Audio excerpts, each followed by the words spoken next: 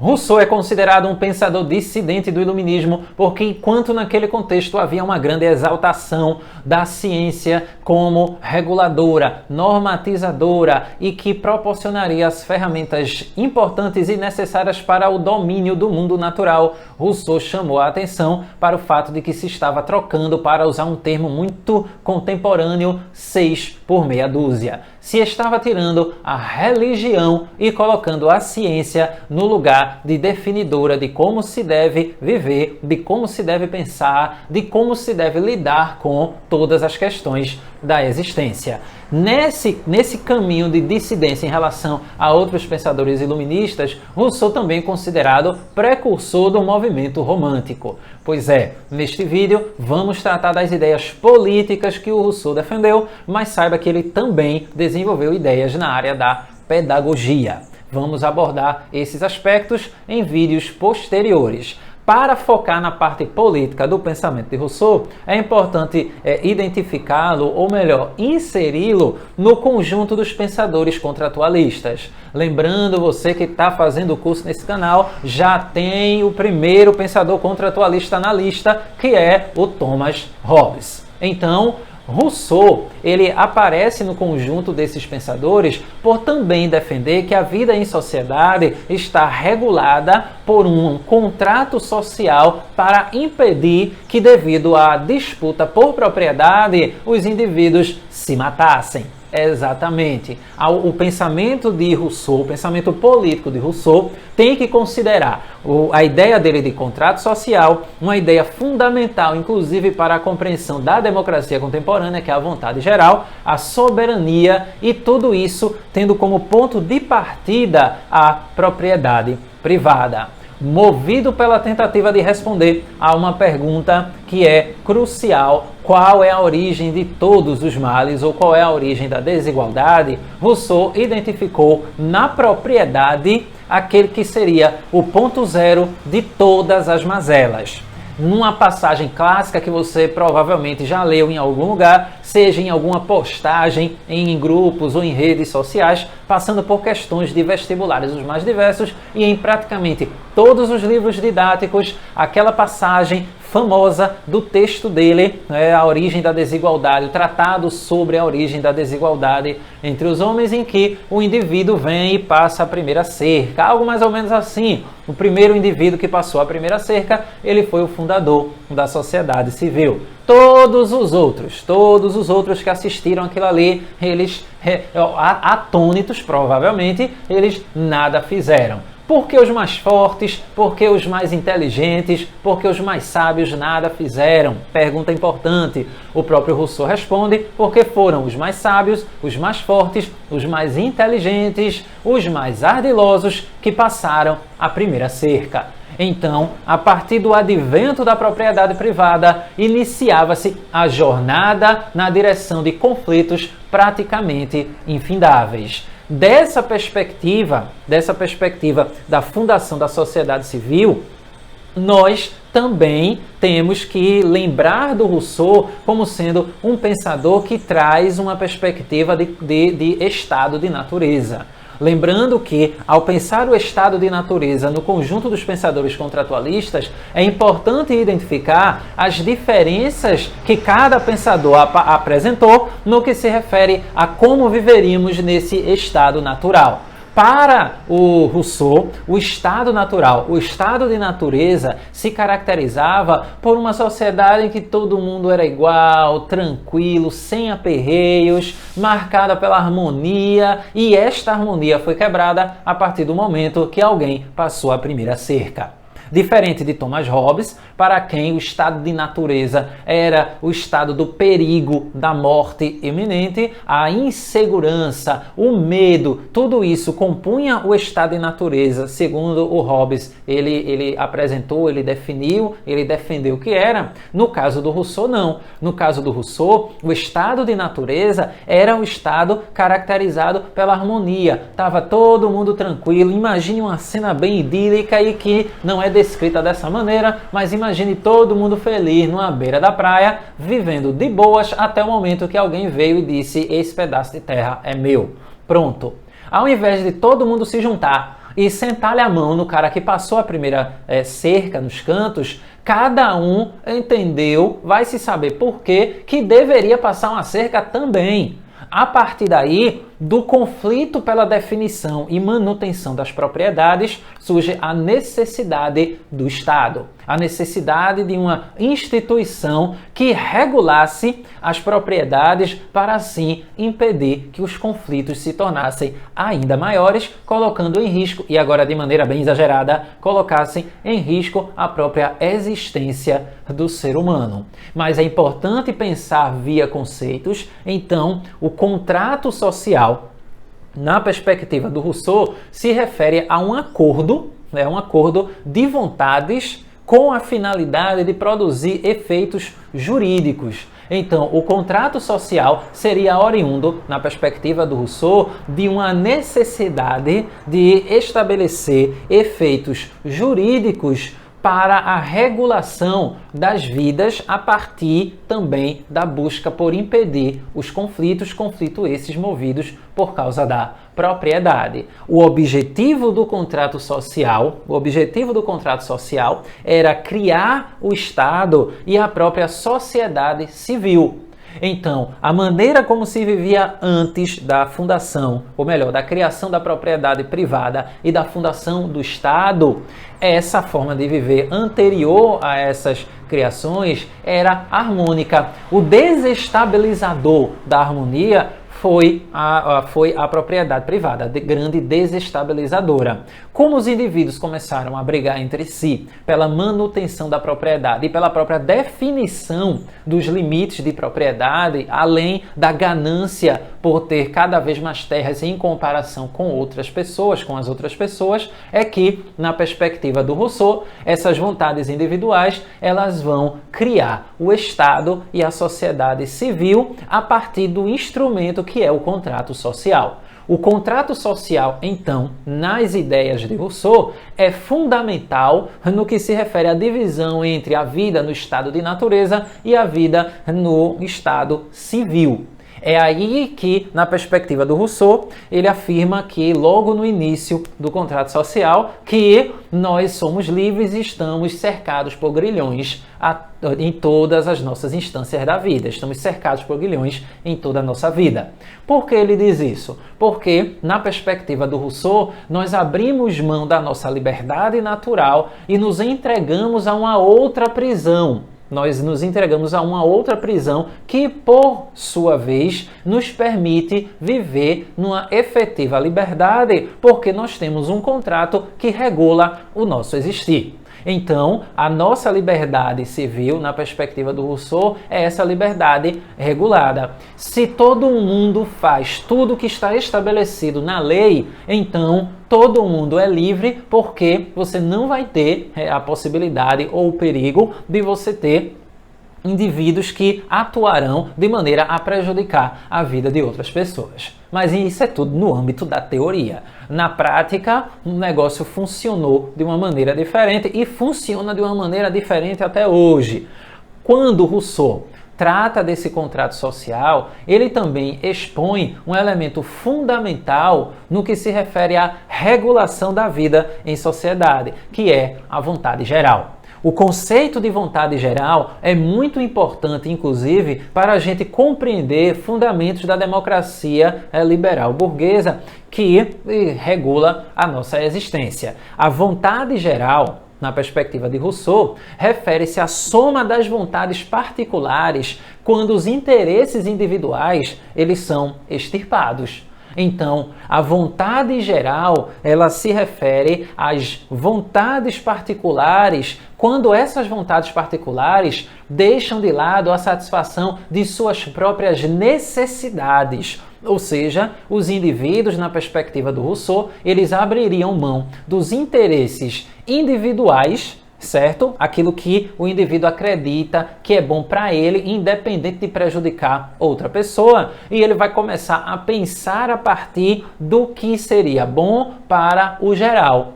Então, a vontade geral é a vontade de todo mundo quando o interesse individual ele é superado pela vontade que vai se alinhar ao que deve definir, ao que deve regular a vida de todo mundo, impedindo assim o conflito. Então, de maneira geral, falar de vontade, e especificamente de vontade geral, é você se relacionar com o interesse comum.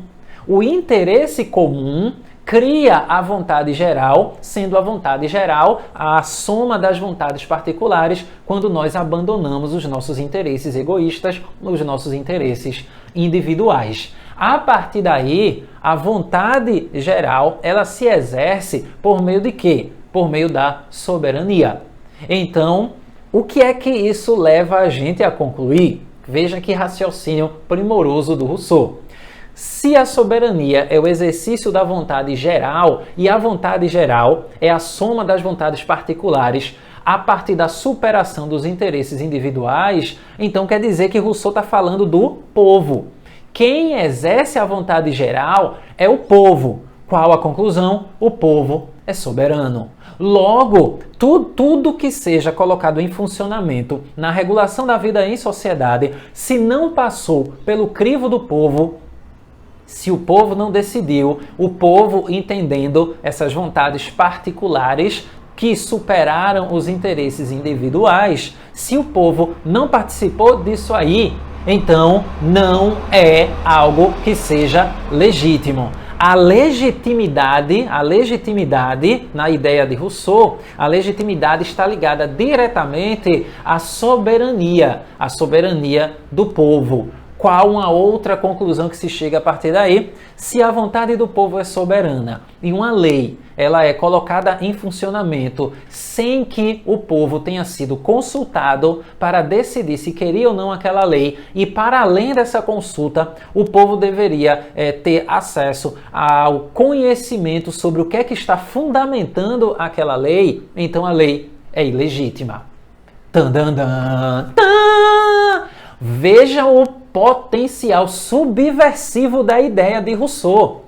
O que é que ele está dizendo? Ele está dizendo que se eu não sei por que querem colocar essa lei em funcionamento, se eu não conheço os fundamentos, os elementos motivadores que levaram aquelas pessoas que estão representando os interesses da população a colocar aquela lei em funcionamento, aquela lei só pode ser ilegítima. Ela está ali atendendo a interesses, o quê? Interesses individuais. Eita! Tandandan!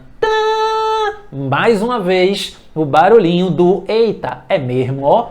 Pois é, entende por que Rousseau ele foi alcunhado como um pensador bem perigoso naquele contexto? Porque essa ideia dele, inclusive, influenciou o momento mais radical da Revolução Francesa. A Revolução Francesa, você estuda nas suas aulas de história, enfim, você esteja atento para maiores detalhes. Então, a soberania é exercida pelo povo quando o povo ele está atuando, ele está definindo, tendo superado os interesses individuais. É nesse ponto que se chega ao entendimento de que a propriedade privada ela tem uma relação direta com a desigualdade. Por quê? Porque o Estado vai ser tomado pelos indivíduos que são proprietários e que irão estabelecer em conjunto leis para garantir a ampliação de seus privilégios, e isso contribui para a desigualdade a partir de um discurso que procura transformar a diferença em desigualdade. Isso quer dizer o quê? Veja só, a diferença, na perspectiva do Rousseau, é aquilo que é inerente aos indivíduos. Os indivíduos têm capacidades que são naturalmente diferentes. Então, tem gente que corre mais rápido, tem gente que consegue carregar mais peso, tem gente que consegue enxergar melhor de longe, tem gente que consegue enxergar melhor de perto. Isso é natural, por quê? Porque faz parte do que o indivíduo consegue realizar a partir das capacidades com as quais ele nasceu. O que vem a ser a desigualdade? A desigualdade estabelece uma hierarquia a partir de critérios que não são naturais. Exemplo prático. Imagine uma sociedade em que você tem indivíduos que têm olhos azuis e indivíduos que têm olhos castanhos. A partir da perspectiva de Rousseau, pessoas que têm os olhos castanhos e pessoas que têm olhos azuis apenas são diferentes entre si. Mas no momento em que a sociedade organiza e estabelece critérios que privilegiam pessoas que têm os olhos azuis, no que se refere à participação em comerciais de TV, a participação dessas pessoas em programas de auditório, na realização de filmes, seriados e novelas, o que é que você tem aí? Você tem uma desigualdade estabelecida a partir do que é naturalmente diferente. Veja que essa ideia de Rousseau, ela é potencializadora de argumentos que você pode utilizar na sua redação no que se refere à abordagem das questões concernentes às desigualdades, as mais diversas. A partir daí, uma vez entendido esses aspectos, vamos ampliar aqui a reflexão do Rousseau acerca da propriedade.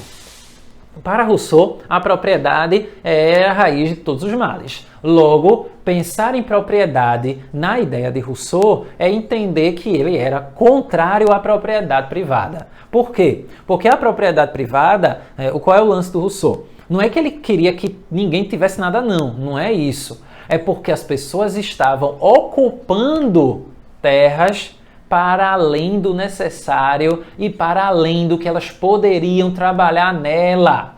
Veja o ponto do Rousseau.